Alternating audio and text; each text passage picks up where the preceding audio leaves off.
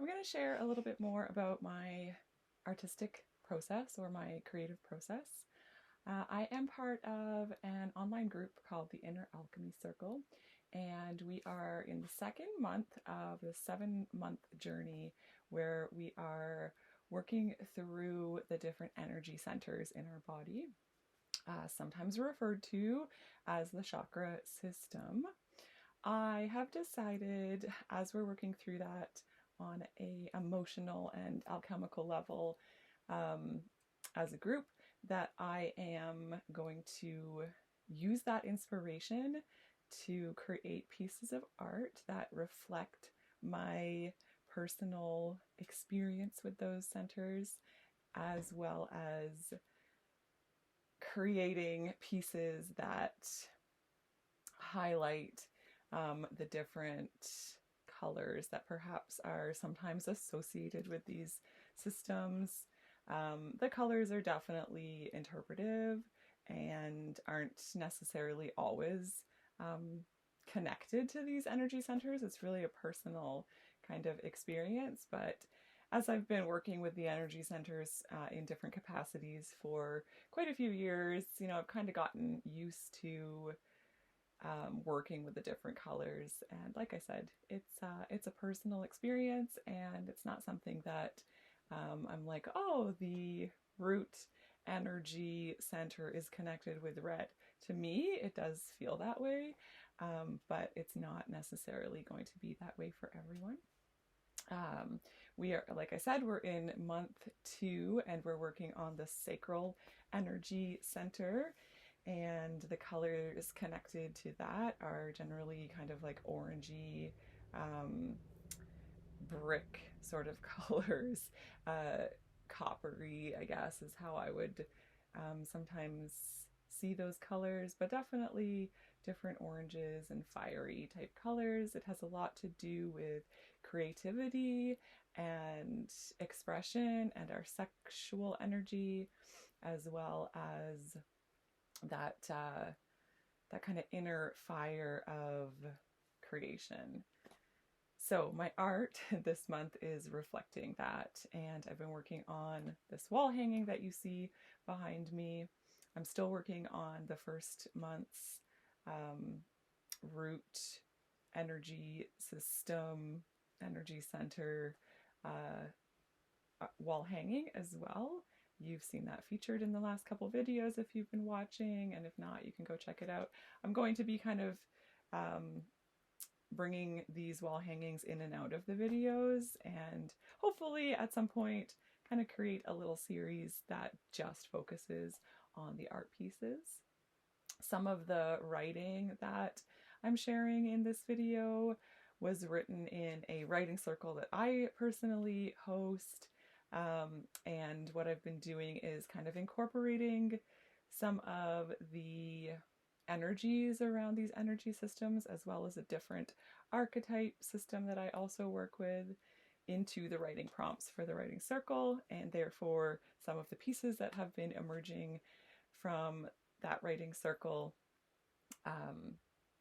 are connected to the same kind of energies as what I'm working with in the Inner Alchemy Circle and my art pieces. I am also going to be sharing a little bit of wood stacking, which is connected in a way to the same kind of energy. It is about fuel for our fire.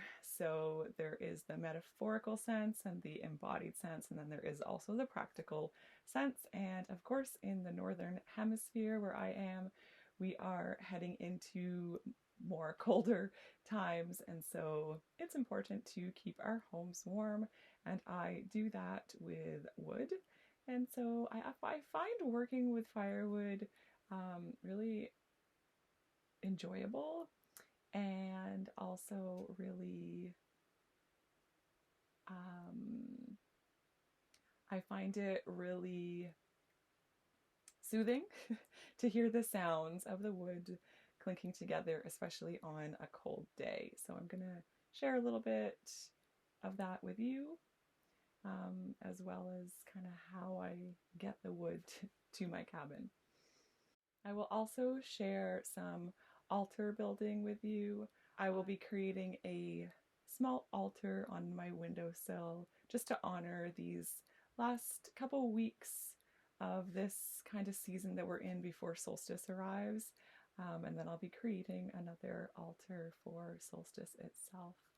So, yeah, I hope that you enjoy that and perhaps it inspires you to create your own type of altar in your home. It's just a sort of focal point to come back to time and again to help you connect to yourself and to connect to whatever spirituality might mean to you or whatever sacredness might mean to you. I find building and creating and maintaining altars to be a very therapeutic and connective practice for me.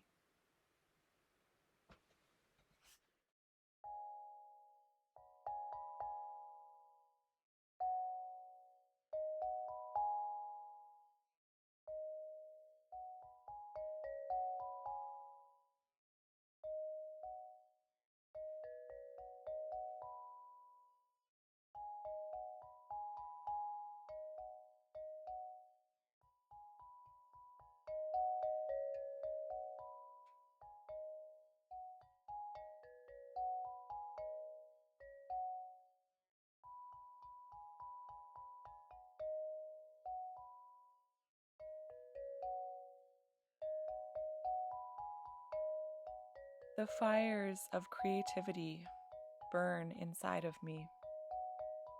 Passion flares orange and red, bringing the ideas to the surface of my being. Winter tries to set in, and the fire burns deeper, hotter, brighter, ignited by a force hell-bent on turning these structures to ash. My instinct turns on, says, simplify your being, says there is no need for complications, difficult relations, or anything less than beauty that withstands the test of time. I think I played the game of what it means to be tame for too long. There is a wild nature in my veins, hidden beneath the sheath of colonization. I believed too many lies masked as truth. Too many notions of what it means to be a woman in a world of men. Too many versions of myself that were not true. Passion took a moment to rest as I found the best parts of myself that I had hidden away. What it means to be free is different for us all. What it means to be alive inside of ourselves. I hold my passion in high esteem. I hold value to these newly discovered pieces of myself that scream with untamed vitality. What is vital to my being is me seeing all the places I let myself be more stuck than liberated and free. What is vital to my being is me being me, ever changing, always growing, rarely knowing what might come next.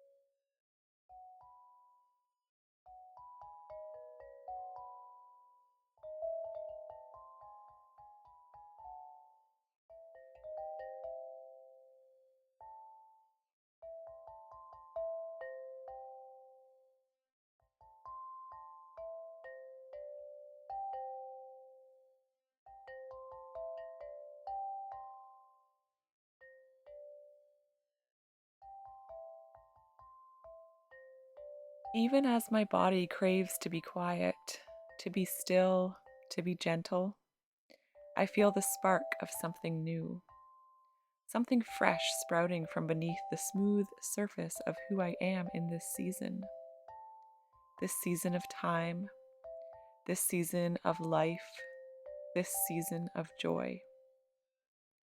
I weave myself in and out of rest and play, relaxation and work, the stillness of what it sounds like to hear no sound as the snow dampens the noise of the world. I hear birds and squirrels and the breaking of branches as the frost continues to reach deep into the limbs of the giant ones above my head.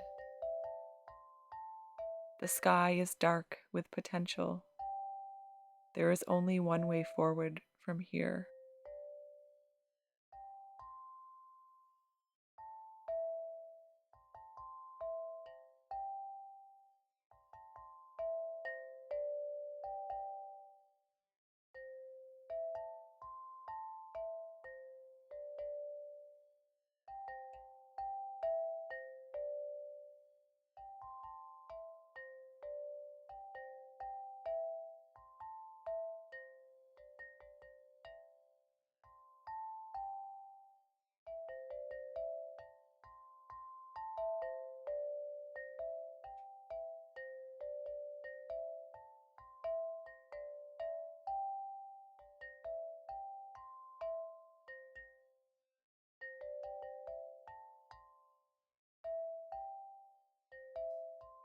The light grows from within.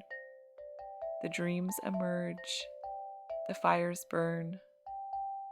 The water returns to flow. I am naked in this moment.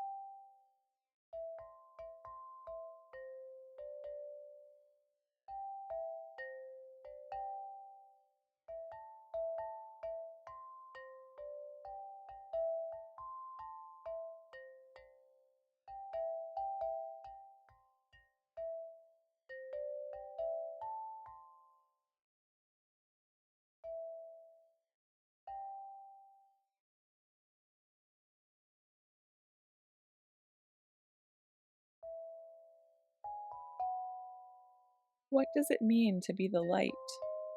Does it mean anything at all?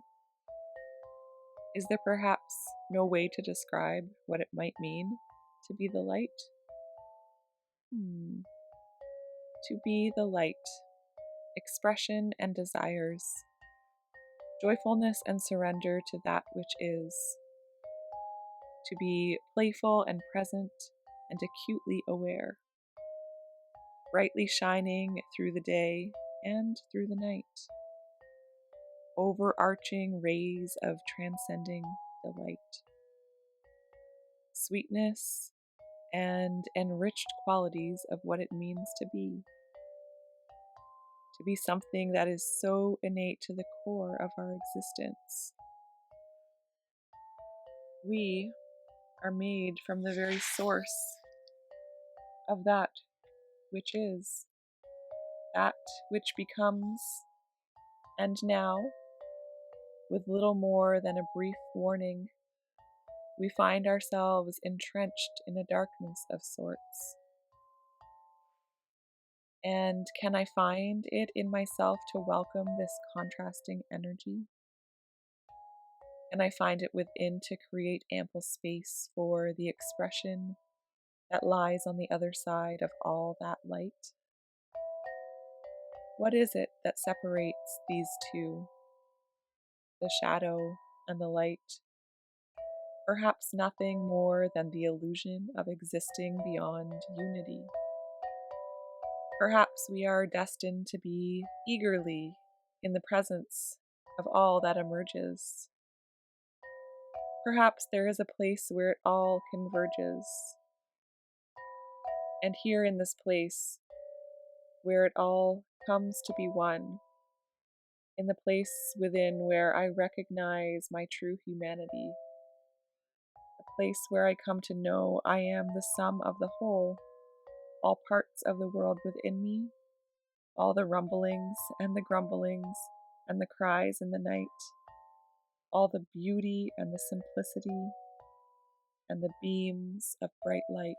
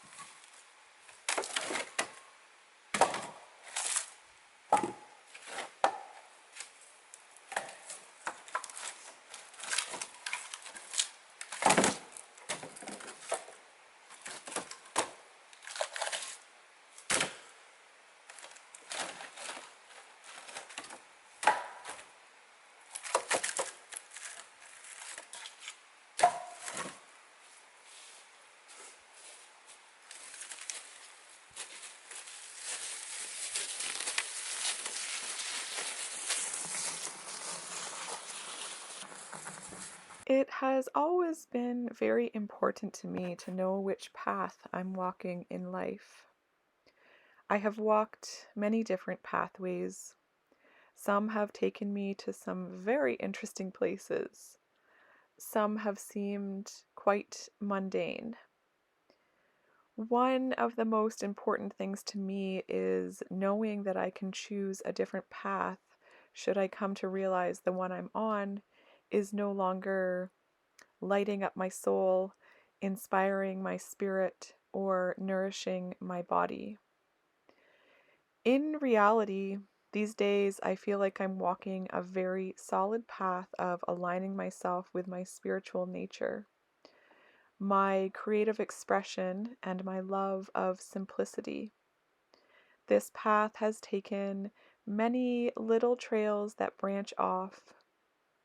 They take me places that allow for expression, guided by intuition, and they always bring me back to the main pathway.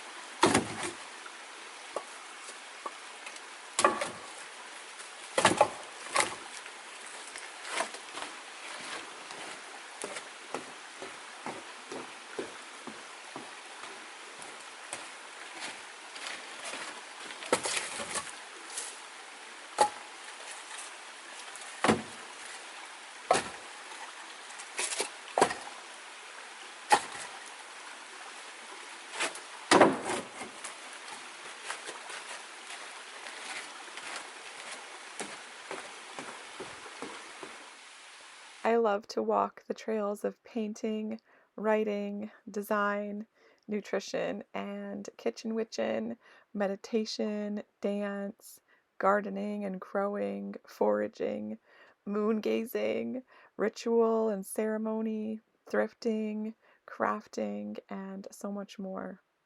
So many trails to explore, so many ways to come into divine alignment with my own soul.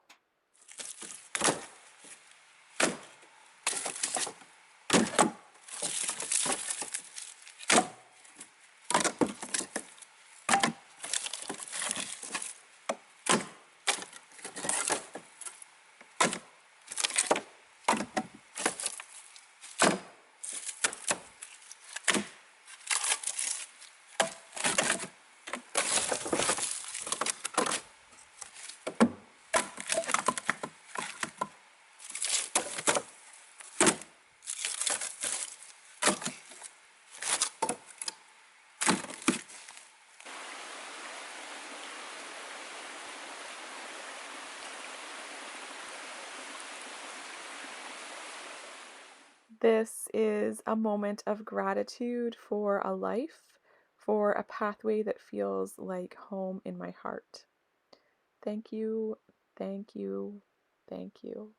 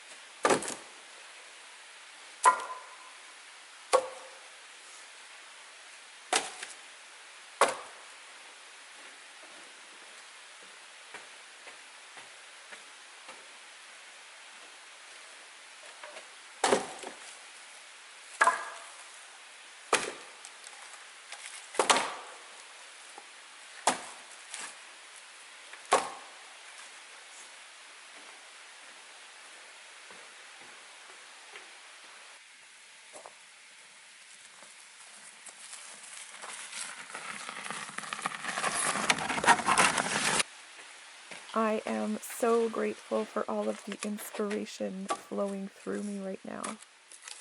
Yes, I still have moments of feeling heavy and stagnant, dense and defeated, but what I am learning more deeply each time that part of the cycle appears is that it's totally okay to surrender to that moment, those feelings, to simply be present with them, to not view them as bad or wrong, but instead to embrace the full spectrum of what it means to be human.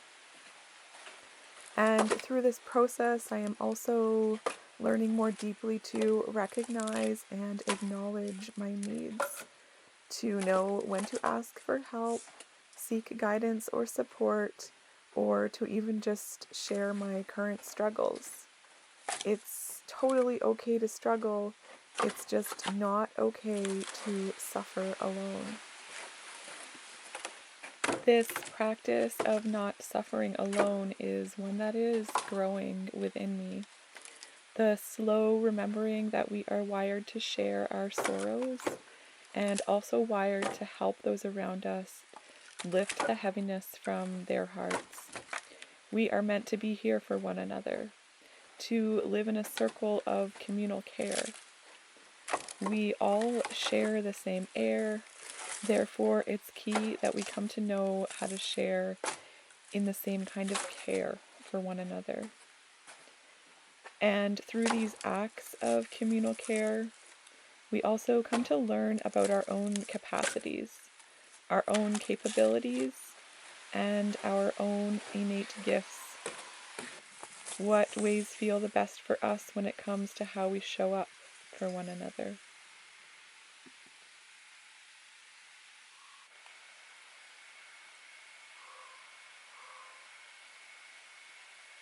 To break free proves to be a challenge. You must produce, booms a voice from somewhere, from nowhere. How does it still reach me here?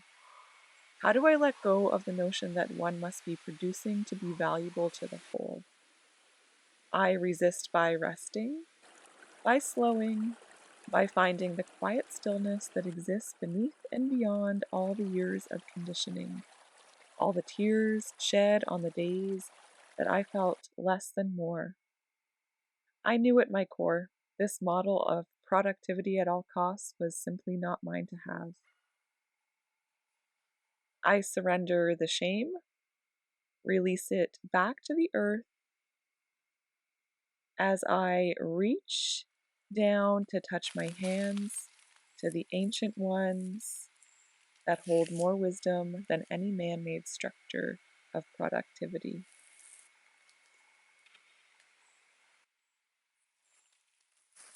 I give way to my desire to be in tune with the moon, and I rest, shamelessly unproductive.